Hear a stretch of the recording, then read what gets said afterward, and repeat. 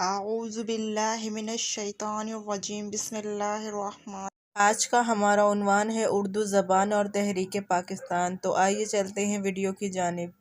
تحریک پاکستان۔ تحریک پاکستان برصغیر پاک و ہند کے مسلمانوں کی لازوال قربانیوں، بے مثال جذبے اور انمول جدوجہد کی داستان ہے۔ مسلمانوں کو بیک وقت جن دو دشمن قوتوں کا سامنا تھا، ان میں ایک انگریز سامراج اور دوسرا ہندو سامراج تھا۔ انگریزوں کی مسلمان دشمنی صرف ہندوستان کے سیاسی حالات کی وجہ سے نہ تھی، بلکہ رومن امپائر کی شکست سے صلیبی جنگوں تک اور قسطنطنیہ سے لے کر اندلس تک پھیلی ہوئی تاریخ سے اثر و رسوخ پاتی تھی۔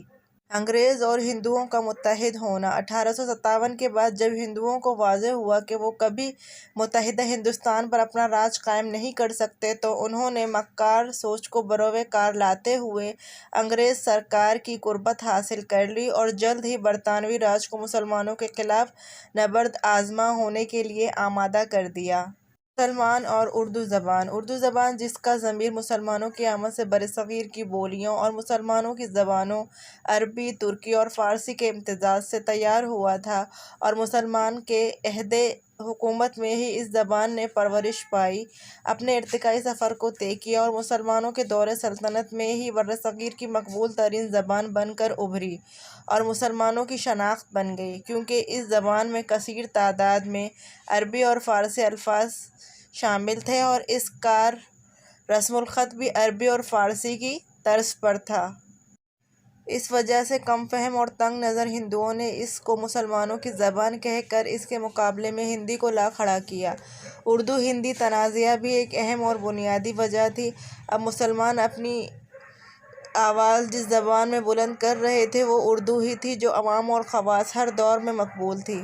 اردو زبان کے ساتھ لگاؤ شروع ہی سے مسلمانوں میں موجود تھا۔ حضرت امیر خسرو مسعود سعد سلمان سے لے کر ولی دکنی اور میر غالب جیسے شاعر اسی زبان سے وابستہ تھے، اور دوسری طرف تنگ نظر ہندو سوچ اردو زبان کے خاتمے اور ہندی کو فوقیت دلانے سے دو قومی نظریے کے واضح ثبوت مہیا کر رہی تھی۔ اردو زبان کے خلاف اس محاذ آرائی کا آغاز بنارس سے ہوا، پھر الہ آباد میں ایک مجلس قائم کی گئی۔ رفتہ رفتہ اس کے لیے کمیٹیاں، مجلسیں اور سبھائیں مختلف ناموں سے قائم ہو گئیں۔ اس میدان میں بالخصوص تعلیم یافتہ ہندو طبقہ تھا۔ اردو چونکہ بر اعظم پاک و ہند کے مسلمانوں کی ایک طرح کی شناخت کا ذریعہ تھی، اسی لیے مسلمانوں نے اس مسئلے سے سنجیدگی سے نمٹنا شروع کیا۔ اردو ڈیفنس ایسوسی ایشن اور انجمن ترقی اردو۔ اس سازش کے خلاف مسلمانوں کی طرف سے جو پہلا قدم اٹھا وہ اردو ڈیفنس ایسوسی ایشن کا قیام اور انجمن ترقی اردو تھا، جو جنوری 1902 میں قائم ہوا۔ تحریک علی گڑھ سے وابستہ اہل قلم نے تحفظ زبان اردو میں اہم کردار ادا کیا، لیکن آہستہ آہستہ ہندوؤں کو واضح ہو گیا کہ مسلمان برصغیر کی منفرد شناخت رکھنے والی قوم ہیں، ان کی تہذیب کو، ثقافت کو کبھی پامال نہیں کیا جا سکتا۔ مسلم لیگ کا قیام۔ 1906 اردو ہندی تنازعہ لسانی سے بڑھ کر اب سیاسی نوعیت حاصل کر چکا تھا۔ جہاں پر مسلمان دو قومی نظریہ کی بات کرتے تھے، وہاں اردو زبان کا تحفظ لازمی جزو بن چکا تھا۔ بالآخر برصغیر میں مسلمانوں کی واحد نمائندہ جماعت مسلم لیگ کا قیام 1906 میں انہی لوگوں کے ہاتھوں عمل میں آیا جو دفاع اردو زبان کے لیے 4 دہائیوں سے لڑ رہے تھے، جن میں نمائندہ نام نواب وقار الملک، نواب محسن الملک، مولانا محمد علی جوہر اور مولانا ظفر علی خان وغیرہ کے ہیں۔ اردو زبان اور قیام پاکستان۔ قیام پاکستان سے قبل برصغیر کے طول و عرض کے خطے اور مختلف علاقائی زبانیں رکھنے کے باوجود الگ وطن کے لیے اردو کو بحیثیت قومی زبان تسلیم کرتے ہوئے مسلمانان ہند نے تحریک پاکستان میں بھرپور حصہ لیا اور قیام پاکستان کو ممکن بنایا۔ تحریک پاکستان کے دوران الگ زبان اردو دو قومی نظریے کا ایک بڑا اور بنیادی وجہ تھی۔ مسلم لیگ کے متعدد اجلاسوں میں اردو زبان کی ترقی، تحفظ اور اس کو قومی زبان تسلیم کرنے کے لیے قراردادیں منظور ہوئیں۔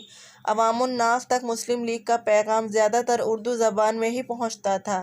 قائد اعظم، جو کہ اردو زبان سے زیادہ علاقہ نہ رکھتے تھے، آپ بھی اکثر اپنی تقاریر میں اردو زبان کو استعمال فرماتے تھے۔ ایک طرف حکومت برطانیہ تک پیغام رسانی کے لیے مسلم لیگ کی طرف سے اہم خبریں انگریزی زبان میں شائع ہوتی، لیکن عوام الناس کے لیے ان کا ترجمہ اردو میں بھی کیا جاتا تھا، جس کی واضح مثال قرارداد لاہور یعنی قرارداد پاکستان ہے، جس کا متن انگریزی زبان میں تھا، جہاں میں اہل ایمان صورت خورشید جیتے ہیں، ادھر ڈوبے ادھر نکلے، ادھر ڈوبے ادھر نکلے۔ اردو اخبارات اور رسائل میں تہذیب الاخلاق، آگرہ اخبار، رد عیسائیت، شمس الاخبار، ناصر الاخبار، احسان الاخبار، دلگداز، اتحاد، مہذب، پیسہ، وکیل، اردو معلیٰ، زمیندار، الحلال، ہمدرد، کامریڈ، ایمان، احسان، منشور، تنویر، نوائے وقت، سرحد، ملت الاسلام، جمہور اور تنظیم کے نام قابل ذکر ہیں۔ یہ اخبارات ان لاتعداد اخبارات میں سے ہیں جنہوں نے مسلمانوں کی تحریکوں کو وسعت اور کامیابی سے ہمکنار کیا۔ نگرانی۔ ایک بار پھر اردو کی حمایت میں قرارداد منظور کی گئی تھی۔ آپ اردو زبان میں خاصی دلچسپی رکھتے تھے اور اس کو سیکھنے کی کوشش بھی کرتے تھے۔ انہیں انگریزی زبان تو بخوبی آتی تھی، اردو تحریر و تقریر کی کما حقہ صلاحیت نہ تھی، لیکن وہ عظیم لیڈر تھے۔ وہ جانتے تھے کہ عوام کی زبان اردو ہے، چنانچہ انہوں نے یہ زبان سیکھنے اور اس میں تقریر کرنے کا ملکہ پیدا کرنے کی پوری کوشش کی، اور اس میں انہیں جو کامیابی ہوئی اس کا اندازہ اس سے لگایا جا سکتا ہے کہ آل انڈیا مسلم لیگ کے 26ویں اجلاس میں جو دسمبر 1938 میں پٹنہ میں ہوا، انہوں نے اپنی انگریزی تقریر کے فوراً بعد اردو زبان میں رواں اور پر اثر تقریر کی۔ اس اجلاس میں پہلی مرتبہ عوامی سطح پر قائد اعظم کی آواز اردو زبان میں گونج اٹھی۔ اردو اور مشرقی پاکستان کے لوگوں کی قائد اعظم اور مادر ملت سے محبت کا اندازہ اس بات سے بھی لگایا جا سکتا ہے کہ 1965 کے صدارتی انتخابات میں فاطمہ جناح کو ڈھاکہ سے زیادہ برتری حاصل ہوئی تھی کہ ایوب خان کے مقابلے میں مادر ملت کو 154 ووٹوں کی اکثریت حاصل ہوئی۔ بانی پاکستان کے ان فرمودات سے بھی اردو زبان کے تحریک پاکستان میں نمایاں حصہ کی تصدیق ہوتی ہے کہ جو زبان تحریک پاکستان میں ذریعہ ابلاغ اور مسلمانوں کی نمائندہ رہی، بانی پاکستان نے اسی کو پاکستان کی قومی اور سرکاری زبان کا درجہ دیا۔ ابھی تہذیب کا نوحہ نہ لکھنا، ابھی کچھ لوگ اردو بولتے ہیں۔ اگر آپ کو ہماری یہ ویڈیو اچھی لگے تو پلیز لائک، شیئر اور کمنٹ کرنا مت بھولیے گا، اور ہماری مزید ویڈیوز دیکھنے کے لیے سبسکرائب کے بٹن پر کلک کیجیے۔ شکریہ۔